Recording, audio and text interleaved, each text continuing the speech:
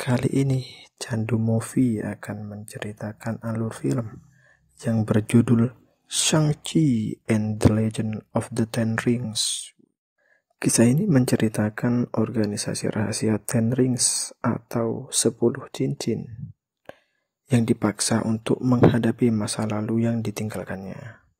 Berikut alur cerita lengkapnya sob.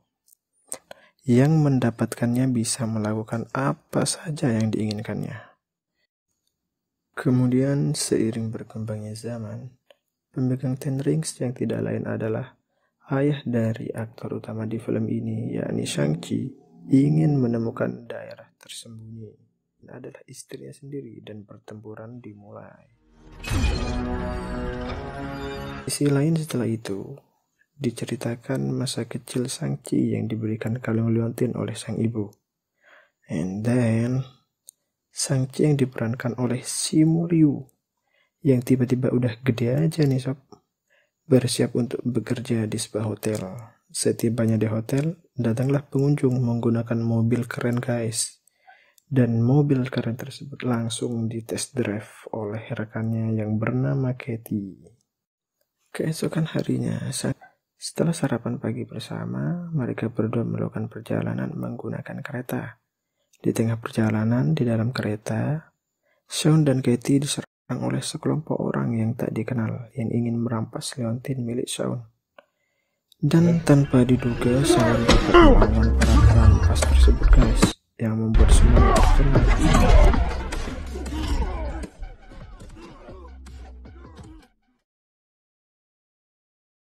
Sampai-sampai ada yang mengabadikannya dengan merekam. Tidak berhenti sampai di sini, setelah kawanan perampas itu tersungkur, tiba-tiba datanglah seorang pria bertubuh kekar mendatangi Sean dengan pisau yang bisa keluar dari dalam tangannya dan menyerang Sean sampai rem kereta putus. Di dalam terowongan, Sean mengeluarkan ilmu kungfunya untuk menghajar bad guy tersebut dan merampas mobil Sean. Dengan kecerdikan dan kerjasama yang cukup epik antara Sean dan Katie, para bad guy tersebut akhirnya berhasil disingkirkan dan orang dalam kereta tersebut berhasil diselamatkan.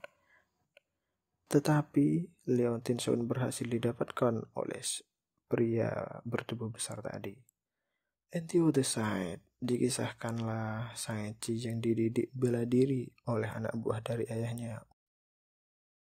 Dan beralih scene lagi, setibanya di Macau, Shang-Chi dan Katie langsung ke alamat yang berada di balik kartu atau surat yang dikirim oleh kakaknya. Setibanya di Golden Daggers Club, sudah disambut oleh John Jack.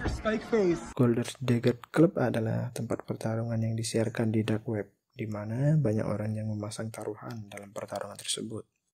Seusai pertandingan itu, mereka berdua mengobrol dan mengatakan kalau liontin Shang-Chi diambil dan mereka akan mengambil liontin milik Su Xiaolin juga. Di tengah percakapan, mereka menanyakan kenapa sang kakak mengirim kartu atau surat tersebut, tetapi sang kakak justru bingung karena Su Xiaolin tidak mengirimkan kartu atau surat tersebut. Dan ternyata itu adalah jebakan bagi Shang-Chi. Dan kemudian sekelompok perampok di kereta yang merampas liontin Shang-Chi kembali datang dengan anak buah mereka yang lebih banyak. Shang-Chi dan Katie pun berusaha kabur melalui jendela dan berniat menuju lift, tetapi para sekelompok musuh datang untuk menghalangi mereka, terutama untuk menghalangi Shang-Chi. Di lain sisi, Katie diserang oleh sekelompok orang di kelompok tersebut dan terjatuh, tetapi Katie berhasil diselamatkan oleh Su Xiaolin, kakak Shang-Chi. Dan sang kakak pun ikut dalam pertempuran tersebut untuk bergabung bersama Shang-Chi. Setelah itu, terjadi ledakan yang dibuat oleh pelatih Shang-Chi semasa kecil dan berhasil mengambil liontin milik sang kakak. Dan pertempuran antara mereka berdua pun terjadi. perkelahian, tiba-tiba ayah Shang-Chi muncul dengan Ten Rings-nya. Setelah itu, mereka semua pun melakukan perjalanan menuju tempat latihan keluarga Shang-Chi. Setibanya di tempat latihan keluarga tersebut, mereka berempat bercakap-cakap di meja makan. Setelah mereka bercakap-cakap, Wenwu mengajak mereka bertiga ke sebuah ruangan dan kemudian menempelkan liontin milik kedua anaknya tersebut ke kedua mata patung berbentuk naga. Dan liontin pun bersinar berubah warna. Seketika itu juga, ruangan yang penuh dengan pahatan tersebut memuncratkan air, di mana ketika disentuh oleh Shang-Chi, air tersebut jatuh dan berubah menjadi seperti peta atau petunjuk menuju desa legenda atau desa Talo untuk membebaskan istri Wenwu.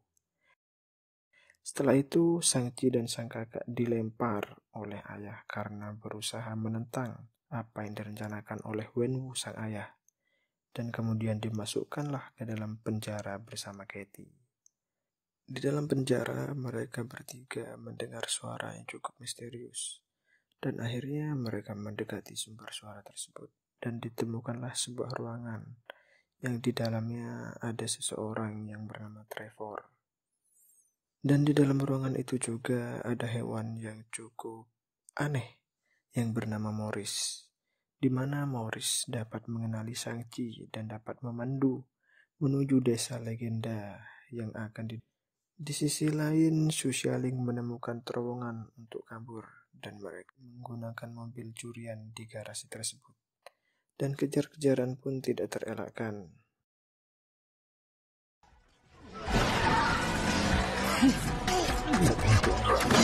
Berhasil kabur. Setelah itu, mereka sampai di hutan yang cukup aneh, di mana hutan tersebut dapat bergerak dan berusaha menghentikan mereka.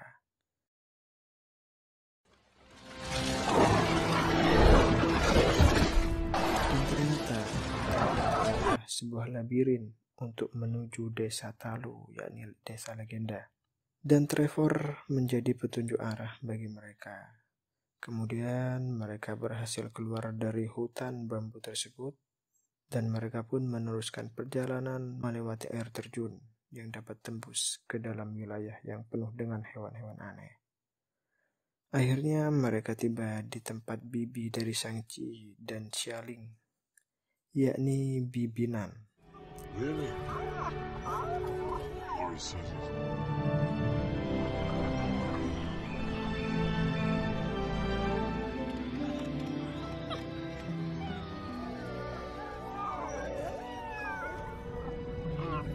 Kemudian Bibi Nan memberikan Shang-Chi dan Su Xialing baju yang telah dipersiapkan untuk mereka berdua yang terbuat dari sisik naga.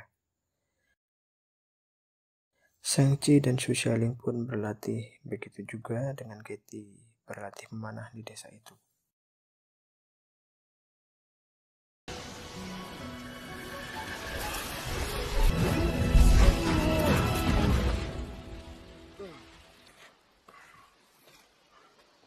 Di lain sisi, diceritakanlah masa kecil Shang-Chi yang sedang berlatih dengan ibunya.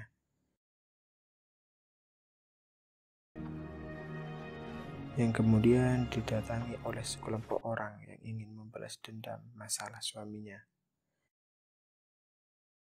Dan diakhiri dengan kematian sang ibu. Wenwu yang melihat istrinya sudah terkapar, kemudian dia mengambil dan menggunakan Ten Rings untuk mengacak-acak tempat berkumpulnya para penyerang menggunakan Ten Rings.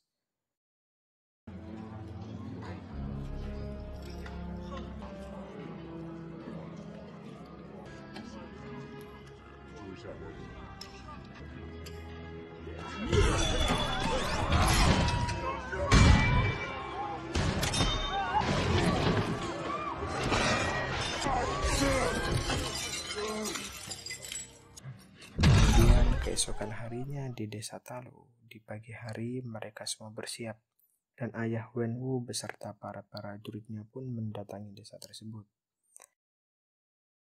dan akhirnya pertempuran terjadi.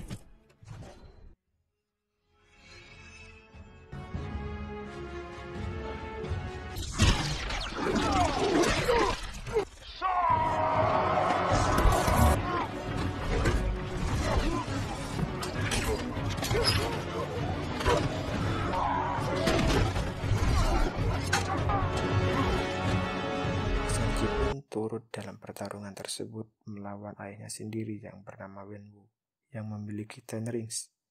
Di pertemuan ini, Shang-Chi dapat mengimbangi kekuatan dari Wenwu.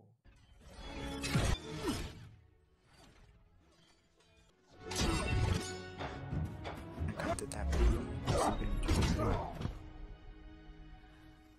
yang akhirnya Wenwu memberikan pukulan telak menggunakan kekuatan Ten Rings miliknya, yang membuat Shang-Chi terhempas ke perairan dan tenggelam.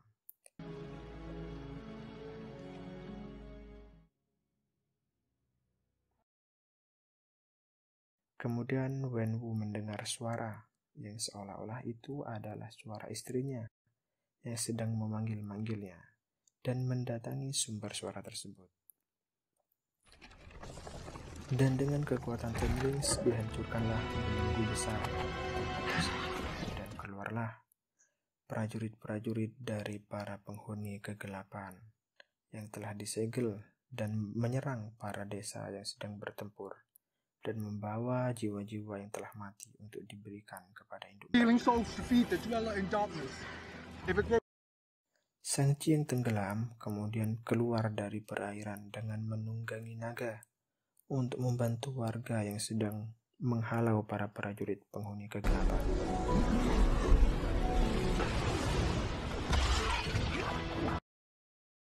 Setelah itu, Shang-Chi kembali mendatangi Wenwu untuk kembali bertempur dengan menggunakan jurus bela diri yang telah diajarkan oleh ibunya.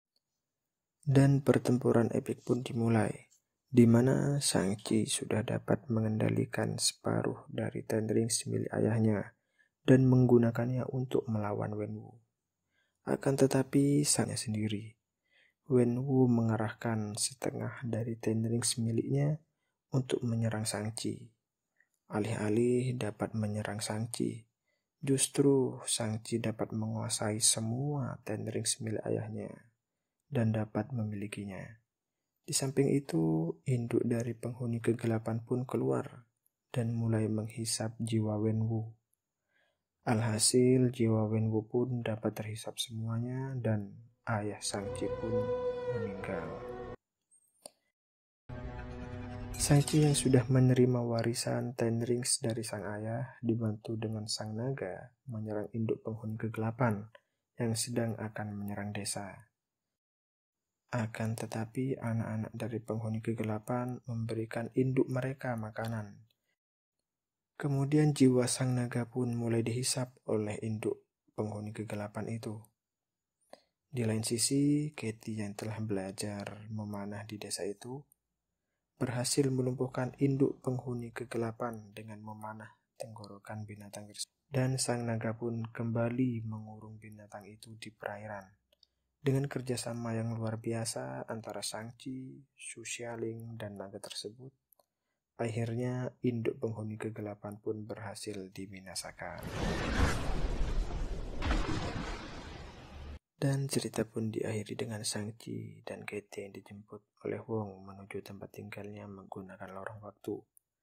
Di tempat tersebut mereka berdiskusi mengenai Ten Rings. And finally, cerita pun selesai guys. Terima kasih sudah menonton alur cerita ini di channel kesayangan kita semua, yakni Candu Movie.